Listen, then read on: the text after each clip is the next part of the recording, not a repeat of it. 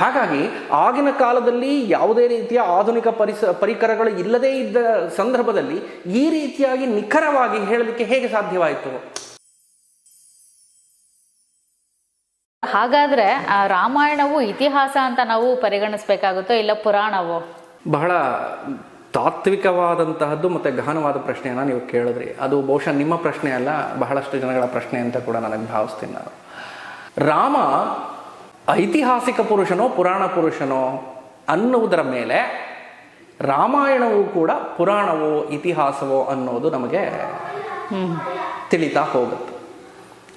ಆದಾಗ್ಯೂ ಕೂಡ ನಾವು ಇತಿಹಾಸವನ್ನು ಹೇಗೆ ದಾಖಲಿಸ್ತೇವೆ ಅನ್ನೋದು ನಾವು ಮೊದಲು ತಿಳಿದುಕೊಳ್ಳಬೇಕಾದಂತಹ ವಿಷಯ. ನಮಗೆ ಇಲ್ಲಿಯವರೆಗೂ ಕೂಡ ಇತಿಹಾಸವನ್ನು ಹೇಗೆ ದಾಖಲಿಸ್ತಾ ಇದ್ದೇವೆ? ಗ್ರಂಥಗಳ ಮೂಲಕ, ಶಾಸನಗಳ ಮೂಲಕ ಮತ್ತು ಪಳೆಯುಳಿಕೆಗಳ ಮೂಲಕ ನಾವು ಇತಿಹಾಸವನ್ನು ರಚನೆಯನ್ನು ಮಾಡ್ತಾ ಇದ್ದೇವೆ.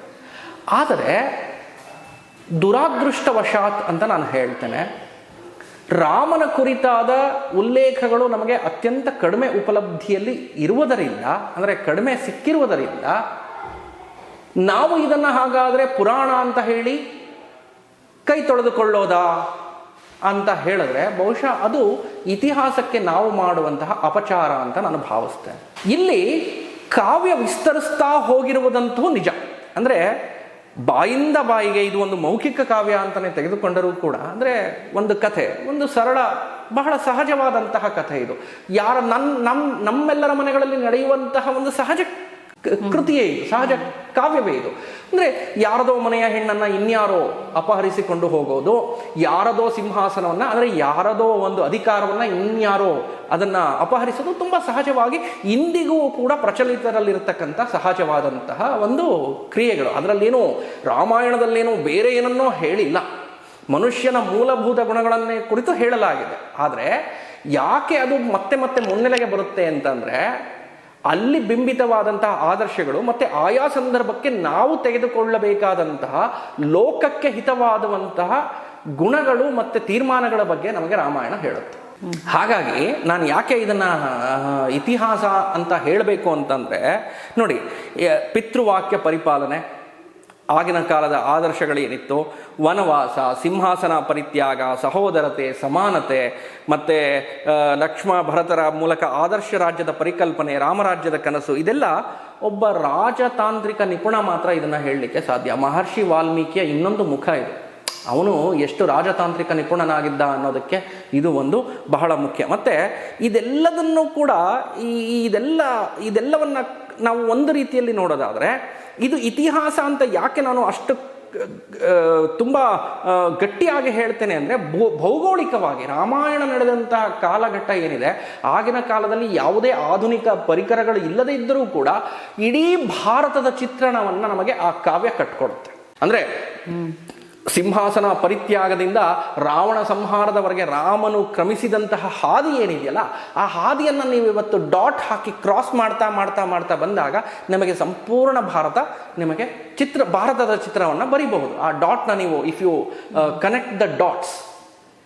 ಹಾಗಾಗಿ ಆಗಿನ ಕಾಲದಲ್ಲಿ ಯಾವುದೇ ರೀತಿಯ ಆಧುನಿಕ ಪರಿಕರಗಳು ಇಲ್ಲದೇ ಇದ್ದ ಸಂದರ್ಭದಲ್ಲಿ ಈ ರೀತಿಯಾಗಿ ನಿಖರವಾಗಿ ಹೇಳಲಿಕ್ಕೆ ಹೇಗೆ ಸಾಧ್ಯವಾಯಿತು? ಇಲ್ಲಿಂದ ನನಗೆ ಹತ್ತಿರದ ಊರು ಇಷ್ಟು ಕಿಲೋಮೀಟರ್ಗಳಲ್ಲಿದೆ ಅಂತ ನಾನು ಈಗ ಹೇಳ್ತಾ ಇದ್ದೇನೆ. ನಾನು ಹೋಗಿ ನನಗೆ ಇಷ್ಟು ಮೈಲಿಗಳಿದೆ ಅಂತ ನಾನು ಹೇಳಿದಾಗ ಮಾತ್ರ ಅಲ್ವಾ ನನಗೆ ಬೇರೆಯವರಿಗೆ ಗೊತ್ತಾಗೋದು.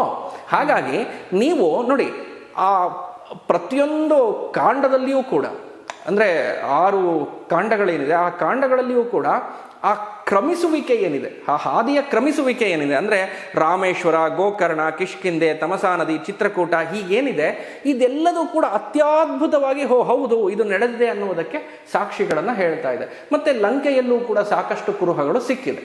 ಮತ್ತು ಇದೆಲ್ಲದರ ಜೊತೆಗೆ ರಾಮಸೇತು ಏನಿದೆ, ಅದರ ಬಗ್ಗೆ ಒಂದಷ್ಟು ವಿಷಯಗಳಿದೆ. ಆ ರಾಮಸೇತುವಿನ ಬಗ್ಗೆ ಸಾಕಷ್ಟು ಮಾತಾಡಲಿಕ್ಕೆ ಇದೆ. ಅದು ಮುಂದಿನ ದಿನಗಳಲ್ಲಿ ನಾವು ಮಾತಾಡ್ತಾ ಹೋಗೋಣ ಅಂತ ಹೇಳ್ತಾ, ಮತ್ತು ರಾಮಾಯಣ ಏನಿದೆ ಇದು ಒಂದು ಆದರ್ಶಯುತವಾದಂತಹ ಕಾವ್ಯ.